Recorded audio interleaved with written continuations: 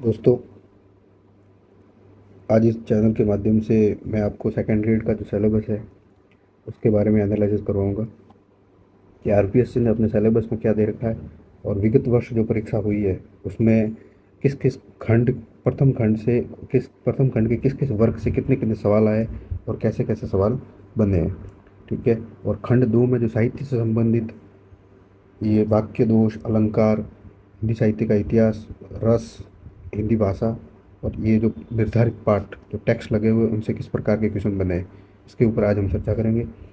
तो सबसे पहले मैं आपको खंड एक में आपको बताना चाहता हूँ कि आपको सबसे पहले तो आपके अगर बेसिक कुछ नोट्स बनाए हुए हैं तो वो आपके पास होने चाहिए। और आपको बेसिक नोट्स के साथ साथ 9 to 12 की जो पुस्तक है जो हिंदी व्याकरण की, वो आपके पास होनी चाहिए।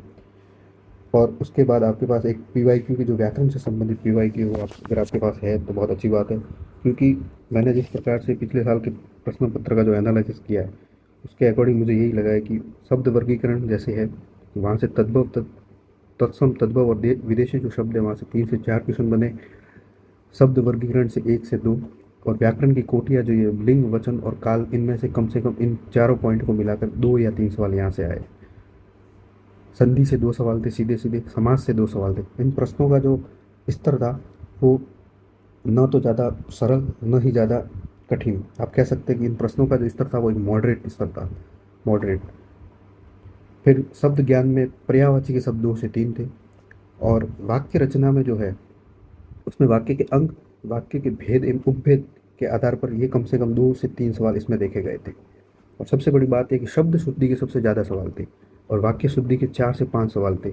शब्द शुद्धि के 3 से 4 जो सवाल थे उसमें शब्द दे रखे थे और उन शब्दों के अनुसार आपको विस्तृत उन शब्दों में किस में कौन सी मात्रा गलत है, या फिर कहाँ पे अनुस्वार आएगा, कहाँ पे हलंत आएगा, या फिर कौन सा स्वर लोप हो रहा है, कौन सा, इस प्रकार से दे रखे थे। और वाक्य शुद्धि में सबसे ज़्यादा जो क्वेश्चन पिछली बार बने वो चिन्हों का प्रयोग था, जैसे कि कॉमा का प्रयोग कहाँ हो रहा है, खड़ी बाई का प्रयोग कहाँ हो रहा है।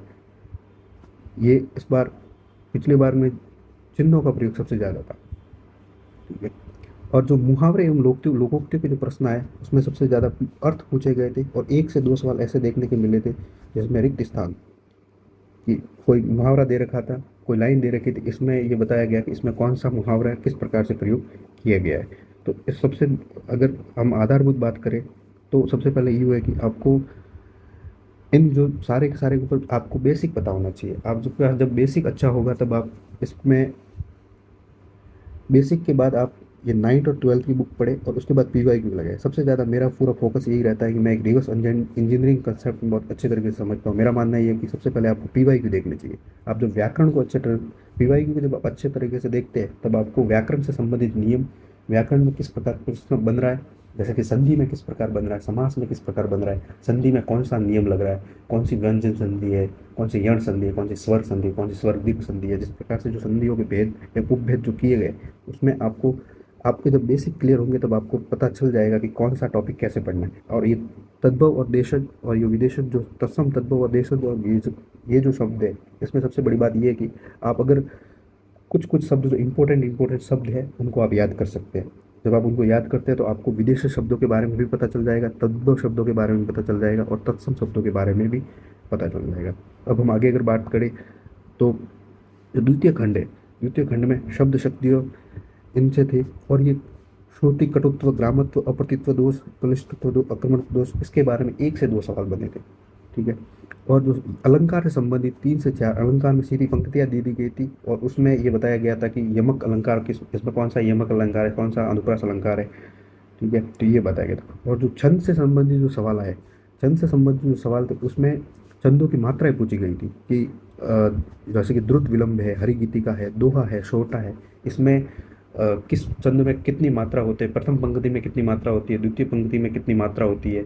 तो इस प्रकार से ये छंदों के सवाल पूछे गए थे। इसका मतलब ये हुआ कि जब आप छंदों को पढ़ते हैं तो छंदों के बारे में आपको बेसिक नॉलेज होना चाहिए।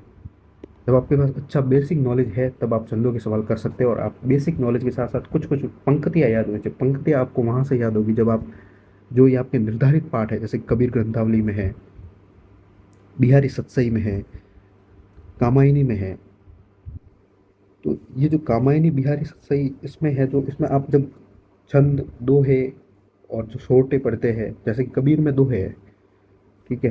तो कबीर में जब जैसे कि दोहे है, तो आप कबीर में जब दोहों के देखेंगे तो उसमें कितनी मात्रा का प्रयोग किया गया है, प्रथम पंक्ति में कितनी मात्रा है, द्वितीय पंक्ति में कितनी मात्रा है, तो ये आप छंदों को देख सकते हैं।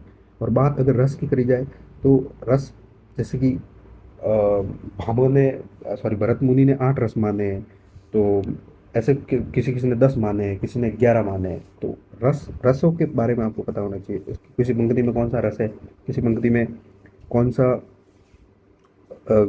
इसका किसी पंक्ति में कौन सा रस है, ये बात। अब अगर हम हिंदी साहित्य का इतिहास के बारे में बात करें, तो यहाँ पे आरपीएससी ने सिलेबस में नोट कर रखा है कि हिंदी साहित्य का इतिहास पूर्व आधुनिक काल। इसका मतलब ये है कि आधुनिक काल से पूर्व, जैसे भी आदिकाल, भक्तिकाल और रीतिकाल। और इसके ऊपर दे रखा है कि नामकरण एवं काल विभाजन। अब आपको नामकरण एवं काल विभाजन, ये आपको गोविंद पांडे सरस्वती पांडे जो पुस्तक है, गोविंद पांडे सरस्वती पांडे पुस्तक, उसमें बहुत अच्छी तरीके से दे रखा है। ऐसे देखा जाए तो इसमें बहुत से कवियों ने नामकरण एवं काल विभाजन किया, मगर मुख्यतः आपको आचार्य रामचंद्र शुक्ल, हजारी प्रसाद द्विवेदी, नगेंद्र और नागरी प्रचारणी सभा द्वारा जो काल विभाजन किया गया, तथा ग्रियर्सन द्वारा सबसे पहला काल विभाजन जैसे ग्रियर्सन ने किया था, तो उनके बारे में ग्रियर्सन ने कितने भागों में, जैसे ग्रियर्सन ने 11 भागों में काल विभाजन किया था। रामचंद्र शुक्ल ने दोहरा नामकरण के साथ किया है। हजारी प्रसाद द्विवेदी ने वीर गाथा काल को आदिकाल नाम दिया है। और नागरी प्रचारणी ने 16 भागों में, लगभग 16 खंडों में हिंदी साहित्य के इतिहास को विभाजित किया है। तो इसके अंतर्गत आपको ये ध्यान रखना है कि जो नागरी प्रसारणी सभा में है, तो मुख्य आलोचक कौन है, जैसे कि राहुल सांकृत्यायन है, डॉक्टर नगेंद्र प्रसाद है, और ऐसे बहुत से आपको आलोचक मिलेंगे जिन्होंने एक मुख्यतः किसी खंड का नाम रखा और उसका काल, उसमें अपना विस्तृत विवरण दिया। तो ये आपको देखना पड़ेगा। बाकी बहुत से आलोचक ऐसे भी हैं जिनके ऊपर जिनके बारे में आपको सतही नॉलेज होना चाहिए।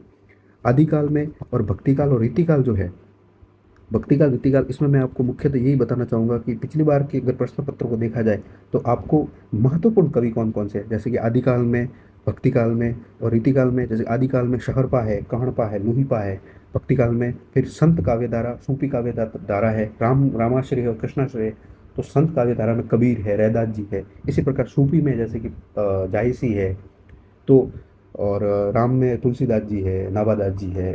और इसमें रीतिकाल में बिहारी है, घनानंद है। तो इनके बारे में जो मुख्यतः जो कवि है, उनके बारे में आपको नॉलेज होना चाहिए, और उनकी पुस्तकों के बारे में, और कुछ कुछ दोहे आपको याद होने चाहिए। ये दोहे आपके रस में काम आएंगे, और छंद में भी ये इन कवियों के दोहे काम आएंगे, जहाँ पे आपको अच्छे ढंग से आप उस बात को समझ सकते हैं। और फिर यहाँ पे जैसे कि ये पॉइंट देखा जाए तो हिंदी साहित्य का जो आधुनिक इतिहास, आधुनिक काल जो दे रखा है, उसमें सबसे बड़ी बात ये है कि इसको विस्तृत तौर पर बताया गया है, जैसे कि पद्य और गद्य दोनों में बताया गया है, ठीक है। तो इसमें वही मैं फिर बात को दोहराना चाहूँगा, जैसे भारतेंद्र युग, द्विवेदी युग, छायावाद और छायावादोत्तर युग की प्रमुख प्रवृत्तियाँ हैं। अब यहाँ पे प्रमुख प्रवृत्तियों की अगर बात की जाए तो आपको प्रत्येक युग की कुछ कुछ प्रवृत्तियाँ याद होनी चाहिए। जैसे कि आदिकाल की प्रवृत्तियाँ क्या थी, उसमें कौन सा रस का प्रयोग किया है, उसमें जैसे कि आदिकाल में वीर और श्रृंगार, जैसे कि भक्तिकाल में शांत और श्रृंगार रस का प्रयोग किया गया है। तो ये आपको पता होने चाहिए। इसमें कौन कौन किस प्रकार की रचनाएं लिखी गई, जैसे कि रीतिकाल में नायिकाओं पे ऊपर सबसे ज़्यादा रचनाएं लिखी गई, आदिकाल में वीर रस के ऊपर सबसे ज़्यादा रचनाएं लिखी, तो भक्तिकाल में भक्ति पे, निर्गुण सगुण। तो उनकी प्रमुख प्रवृत्तियाँ और किस किस लेखक की कौन कौन सी विशेषता है, या कवि की बात की जाए तो कवि में कौन कौन सी विशेषता है, तो ये द्विवेदी युग, छायावाद युग और छायावाद युग की सबकी खूब प्रवृत्तियाँ याद चाहिए। क्योंकि मेरा मानना ये है कि, और अगर ट्रेंड को देखा जाए तो कम से कम 3 या जो 4 सवाल है वो प्रवृत्तियों से संबंधित मिलेंगे। और वही बात कहानी, उपन्यास एवं नाटक में, कहानियों में भी आपके सबसे बड़ी बात ये है कि जो पद्य एवं गद्य में जो जो आपके निर्धारित पाठ में, जैसे कि जो लेखक लिखे हुए, जैसे कि प्रेमचंद है, चंद्रदत्त शर्मा गुलेरी है, मन्नू भंडारी जी है, मोहन राकेश है, रामचंद्र शुक्ल है, जयशंकर प्रसाद है, रामधारी सिंह दिनकर है। जो आपके सिलेबस में जो लेखक या कवि लिखे हो, उनके बारे में आपको उनका पूरा जीवन परिचय याद होना चाहिए। जैसे कि जयशंकर प्रसाद ने कहानियाँ कितनी लगी, जयशंकर प्रसाद ने निबंध कितने लगे, जयशंकर प्रसाद ने उपन्यास कितने लगे, सबसे महत्वपूर्ण जयशंकर प्रसाद इनका नाटक कितने, क्योंकि इनके नाम के आधार पर ही नाटकों का विभाजन किया गया। आधुनिक काल में नाटक प्रमुख युगों का विभाजन किया गया है।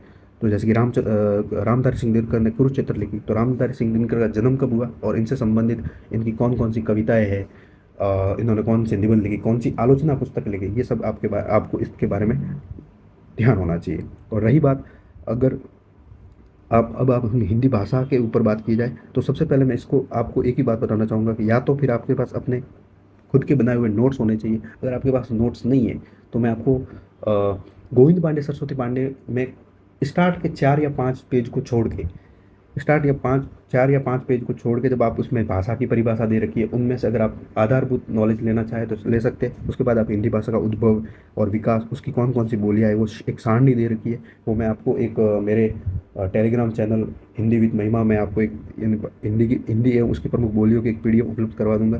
राजस्थान की प्रमुख बोलियाँ है, ये आपको पता होनी चाहिए। देवनागरी लिपि के बारे में आपको पता होना चाहिए, क्योंकि इससे प्रत्येक वर्ष या प्रत्येक प्रश्न पत्र मिले, चाहे फर्स्ट ग्रेड का हो, सेकंड ग्रेड का हो, या असिस्टेंट प्रोफेसर से संबंधित, या फिर नेट जेआरएफ या डीएसएसबी की प्रत्येक प्रश्न पत्र में आपको देवनागरी लिपि से संबंधित कम से कम 3 या 4 सवाल मिलेंगे कि देवनागरी लिपि की विशेषता क्या है, देवनागरी लिपि का विकास क्रम कैसे है, सिद्ध मातृका लिपि जैसे कुटिल लिपि है, फिर देवनागरी बनी, देवनागरी कौन सी सदी में बनी, इस देवनागरी लिपि के सबसे पहले उल्लेख कहाँ मिलते हैं। तो ये आपको आधारभूत नॉलेज इसके बारे में पता होना चाहिए। और हिंदी भाषा एवं उद्भव विकास में आप गोविंद पांडे सरस्वती पांडे को पढ़ सकते हैं, या फिर आपके पास किसी कोचिंग संस्थान के या आपके खुद के पर्सनल नोट्स है तो वहाँ पे देख सकते हैं। ठीक है। और जो निर्धारित पाठ है, निर्धारित पाठ में मैं आपको एक ही बात बताना चाहूँगा कि सबसे पहले तो आपको ये आपके पास मूल टेक्स्ट होना चाहिए जब आप मूल टेक्स्ट को पढ़ेंगे, क्योंकि मेरा मानना यह है कि अगर प्रश्न पत्र में कम से कम 30% से 40% तक निर्धारित पाठ के प्रश्नों का वेटेज रहता है, तो आपके पास इनके मूल पाठ होना चाहिए। जैसे प्रारंभिक में कबीर के साकी पद के प्रारंभिक 5 अंक दे रखे और प्रारंभिक 10 पद रखे, तो इनको आप हल्का सा एक बार पढ़ें और उसके बाद महत्वपूर्ण शब्दों को नोट करें और उनका अर्थ लिखें। उसमें कौन से अलंकार का प्रयोग किया गया है, उसमें ऐसा कौन सा शब्द है जिसमें समास का भी प्रयोग हुआ है, उसमें कौन सा रस है, वो आप देखें। इसी प्रकार आप तुलसीदास जी की रामचरितमानस में जिसमें बालखंड दे रखा है उसको पढ़ें। भ्रमर गीत सार, इसमें शुक्ल जी की आपको सबसे बड़ी बात, अच्छी बात ये कही जा सकती है कि जो सूरदास जी के पद है और जो जिसका संपादन शुक्ल जी ने किया है, वो आप आराम से सूरदास जी के पद को देख के ही पढ़ के आपको पता चल जाएगा कि ये पद सूरदास का है। और इसमें कुछ कुछ शब्द ऐसे जो आपको क्लिष्ट लग सकते हैं, उनको आप अच्छे ढंग से देखें। फिर मीरा पदावली में शंभू सिंह मनोहर का जो प्रारंभिक पद है वो भी आपके पास होने चाहिए। और बिहारी रत्नाकर जैसे कि 20 दोहे, तो ऐसे ऐसे करके आप देख सकते हैं। अब जैसे कि ये आधुनिक काल की जो रचनाएं दे रखी है, आधुनिक काल की रचनाओं की सबसे बड़ी बात, अच्छी बात ये होती है कि ये खड़ी बोली में लिखी गई है। खड़ी बोली में लिखी गई है, तो जो खड़ी बोली में वर्तमान हिंदी भी खड़ी बोली में ही चल रही है, तो आप इनको पढ़कर समझ सकते हैं। बस सबसे बड़ी बात है कि इसमें कुछ ऐसे शब्द होते हैं जिनको आप अर्थ नहीं पता होता, उनको आप सर्च करें, या फिर या फिर आप इनके मूल टेक्स्ट को आप सर्च करके आप देख सकते हैं और उनके शब्दों का अर्थ जरूर समझें। कामायनी में इसमें सरदार शब्द दे रखा, बाकी अन्यथा आपको कामायनी के बारे में इसकी रचना, इसका प्रकाशन वर्ष कौन सा है, इसमें कितने सर्ग दे रखे हैं, इसमें कौन सा सर्ग में मनु जो भी है, श्रद्धा है, ईड़ा है, ईड़ा का कौन सा है, मनु का उसमें किस प्रकार उल्लेख किया गया, वो आपको सब उसके बारे में याद होना चाहिए। और जो चिंतामणि भाग 1 में रामचंद्र शुक्ल के जो निबंध दिए गए, उत्साह, श्रद्धा, भक्ति और लोभ और प्रीति, उनके बारे में भी आपको ये निबंध पढ़ने और 1 या 2 बार आपको कम से कम इन निबंधों को पढ़ना ही पड़ेगा। और गोदान जरूर पढ़े एक बार, कि ये वैसे भी पर्सनली मैं आपको अगर बताना चाहूँ तो गोदान एक बार हर किसी को पढ़ना ही चाहिए। और गोदान में कौन कौन से पात्र है, जैसे कि होरी है, धनिया है, गोबर है, तो उनकी आयु से संबंधित प्रश्न पूछे जाते हैं। कौन सा कथन होरी द्वारा कहा गया है, कौन सा कथन धनिया द्वारा कहा गया है, कौन सा मूलिया द्वारा कहा गया है। इस गोदान में शहरी पात्र और ग्रामीण पात्र, दो अलग अलग प्रकार के पात्र दे रखे हैं जिनकी विचारधारा क्या है, तो इन विचारधाराओं से संबंधित भी प्रश्न पूछे जाते हैं। और उनकी आयु है, उनके द्वारा कहे गए महत्वपूर्ण कथन क्या है, किसके ऊपर किस प्रकार व्यंग्य किया गया है। और सबसे बड़ी बात ये आपको पात्र याद होने चाहिए। और रही बात अगर कहानियों की, तो उसने कहा था चंद्रशेखर शर्मा गुलेरी, इनको आप 1 से 2 बार कहानी पढ़े। और फिर मैं अगर आपको इसमें अगर दिक्कत है तो मैं एक नए वीडियो में आपको कैसे टेक्स्ट को पढ़ना और कैसे उस टेक्स्ट के नोट्स बनाने, और मैं आपको कुछ PYQ भी बताऊंगा जिस प्रकार से आपको अच्छे ढंग से समझ में आ सकता है। मगर कहानियाँ जरूर पढ़े, कहानियाँ 1 से 2 बार पढ़े और अपने स्तर पर नोट्स बनाएं। अगर आपको समझ में नहीं आ रहा है कि आपको कैसे पढ़ना है, तो पहले PYQ देखेंगे। गत वर्ष के जब आप PYQ देखेंगे तो आपको समझ में आ जाएगा कि कहानियों और इनको कैसे पढ़ना है। और मोहन राकस का आषाढ़ का एक दिन बहुत अच्छा नाटक है, जो लगभग 60 या 70 पेज का है। ये 3 खंडों में विभाजित है। और कालिदास की जीवनी पर, ऐसा कहा जाता है कि कालिदास की जीवनी पर लिखा हुआ है। और मल्लिका और कालिदास के प्रेम प्रसंग पर भी ये शानदार उपन्यास लिखा हुआ था।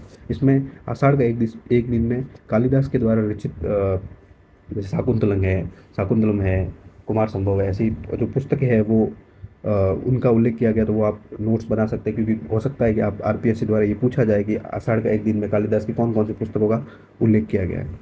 तो मैं आपको ये मैंने आपको आपके सामने सिलेबस का जो एनालिसिस किया है, उसके बाद मैं आपको इसी यूट्यूब चैनल के माध्यम से कौन कौन से काल, जैसे आदिकाल, भक्तिकाल, रीतिकाल में आरपीएससी द्वारा कौन कौन से प्रश्न डाले गए हैं और प्रश्न पूछे गए हैं, और आगे संभावित प्रश्नों की भी सूची या संभावित प्रश्नों के, जैसे कबीर है, महत्वपूर्ण महत्वपूर्ण कवियों के बारे में आपको विस्तृत जानकारी दूंगा।